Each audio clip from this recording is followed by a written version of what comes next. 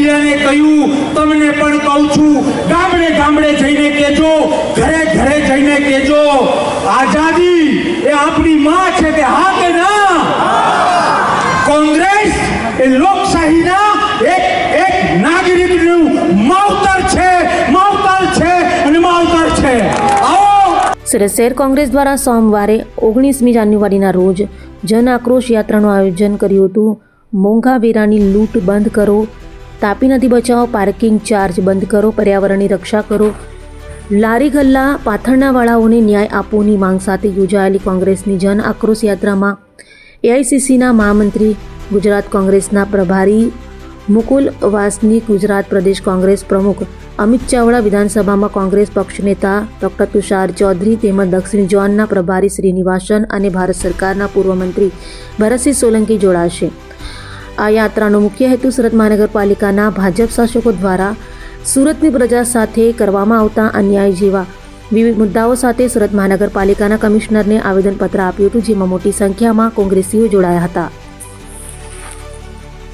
ભારતીય જનતા પાર્ટીએ પ્રજાને વચનો આપી અને છેલ્લા 30 વર્ષથી ચાહે પંચાયત હોય, નગરપાલિકા હોય, કોર્પોરેશન હોય, ધારાસભા હોય અને હમણાં 2014 પછી દેશની કેન્દ્રની સરકાર પર સત્તાનો કબજો કર્યા પછી જે વચનો આપીને સત્તા પર આવ્યા હતા એને બદલે દેશમાં બેરોજગારી વધી, ભ્રષ્ટાચાર વધ્યો, મોંઘવારી વધી, લોકો પાયમાલ થઈ ગયા છે, દુઃખી થઈ ગયા છે, કાયદો અને વ્યવસ્થાની સ્થિતિ કથળી ગઈ છે. ત્યારે પ્રજાની આ દુઃખ દર્દને વાચા આપવા માટે કોંગ્રેસ પાર્ટીએ ગુજરાતમાં જન આક્રોશ રેલીનું આયોજન સમગ્ર ગુજરાતમાં કરવામાં આવ્યું છે અને એના ભાગરૂપે આજે સુરત શહેર કોંગ્રેસ તરફથી આ રેલીનું આયોજન કરવામાં આવ્યું છે અને આપ જુઓ છો કે ચારે બાજુ લોકો બહાર આવી અને આ રેલી જે ઉદ્દેશથી કરવામાં આવી છે પ્રજાનો અવાજને બુલંદ કરવા, મને લાગે છે આવનારા સમયમાં આ અવાજ બુલંદ થઈને કોર્પોરેશન અને આવનારા સમયમાં ભારતીય જનતા પાર્ટીને જડબાતોડ જવાબ આપશે. વાત કરીએ તો ઘણા સમયથી ભાજપનું શાસન છે અને આ જ પરિસ્થિતિમાં લોકો જીવવા ટેવાઈ ગયા છે, તો કોંગ્રેસની આ રેલીથી શું ફરક પડશે? આ એક જાગૃતિનું કામ, અમારી ફરજ છે પ્રજાની પડખે ઊભા રહેવાની, એના દુઃખ દર્દમાં એનો અવાજ બુલંદ કરવાની અને એ કરીને અમે પ્રજાને જોડી અને આ ભારતીય જનતા પાર્ટીને પ્રજા જાકારો આપે એવી પ્રજાને પ્રાર્થના અને વિનંતી. પછીના જન આક્રોશની રેલી પૂરી થયા પછી મોંઘવારીના બીજા બધા કામ માટે કઈ રીતે કોંગ્રેસ કાર્યક્રમો આપશે? આ કાર્યક્રમો અમે પ્રજાની, લોકોની, જનતાની વચ્ચે જઈ મહાનગરપાલિકાઓ, નગરપાલિકાઓ અને ગ્રામ જગ્યાએ અમે આ પ્રશ્નોને વાચા આપીશું અને પ્રજાને જોડી અને લોકશાહી ઢબે અમે આ સરકાર અને પરિવર્તનનો શંખનાદ ફૂંક્યો છે. સંગઠન કઈ રીતે કામગીરી કરશે? સંગઠનમાં અમારી પાર્ટી, એના નેતૃત્વમાં એના આગેવાનો, અમારી પાર્ટીની જે સિસ્ટમ છે એના ડાયરેક્શન પ્રમાણે સૌને સાથે લઈ અને કાર્યક્રમો આગળ વધારશે. હર્ષદ જરીવાલા, ગુજરાત પ્રદેશ કોંગ્રેસ સહમંત્રી. આજે પ્રજાના ગુસ્સાનો આક્રોશ એક શંખનાદને રૂપે બહાર પડ્યો છે. સતત 30 વર્ષોથી હેરાન પરેશાન, મોંઘવારી, જીએસટી, નોટબંધી, મોંઘા વેરા, લાઇટ બિલ અને અનેક વસ્તુઓમાં લાઈનોમાં લાગીને આ એક સરકાર બસ લાઇનની પદ્ધતિ ચાલુ રાખી છે. રોડમાં ખાડા છે કે ખાડામાં રોડ છે ખબર નથી પડતી.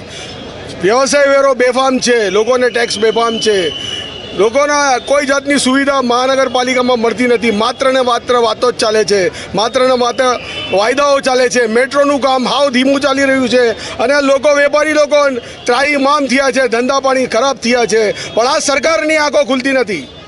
આજે જે રેલી કાઢવામાં આવી છે એ પ્રજાનો પ્રચંડ જન આક્રોશ છે, પ્રજાના અંદર છુપાયેલી વેદના છે, પ્રજાના અંદરની અવાજ છે. આજે મહેમાનોમાં અમારા ઓલ ઇન્ડિયા જનરલ સેક્રેટરી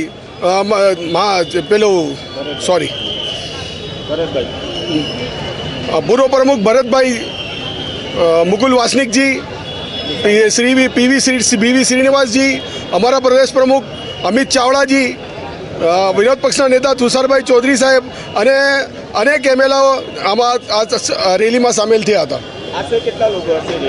આશરે 3 થી 4 હજાર લોકોનો રેલી નહીં રેલો હતો.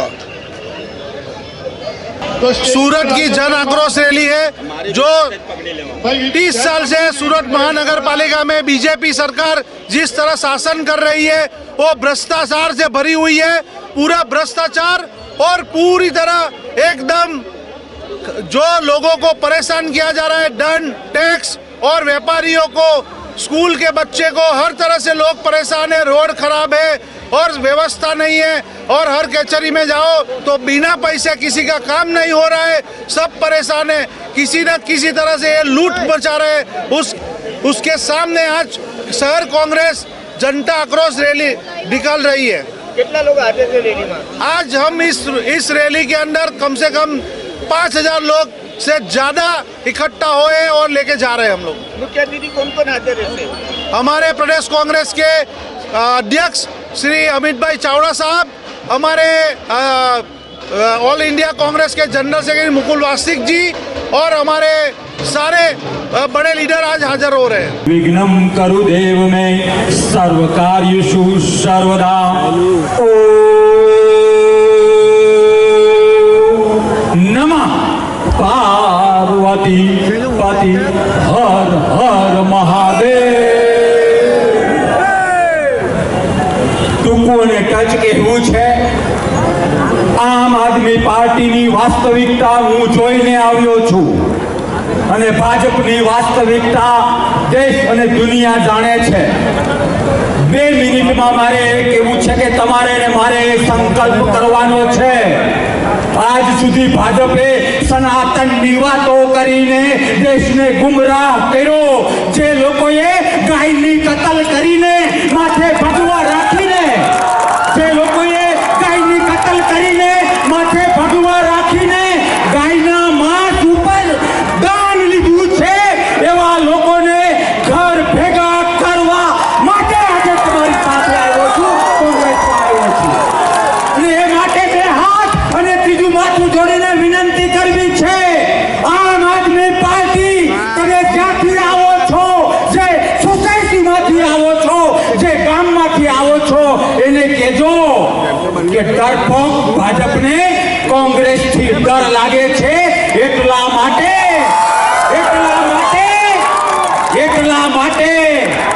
બુઠ્ઠા ચાકાની જેમ ભાજપને કોંગ્રેસથી ડર લાગે છે, એટલે આમ આદમી પાર્ટીને હથિયાર તરીકે વાપરે છે. હું આજે પણ આમ આદમી પાર્ટીના એ કાર્યકર્તાઓને પ્રેમ કરું છું. હું આજે પણ આમ આદમી પાર્ટીના એ નેતાઓને પ્રેમ કરું છું અને મારા પ્રેમની સાથે અપીલ કરું કે મરી જવું કુરબાન, પણ ભાજપના ચમચા બનવાનું એ આપવાળા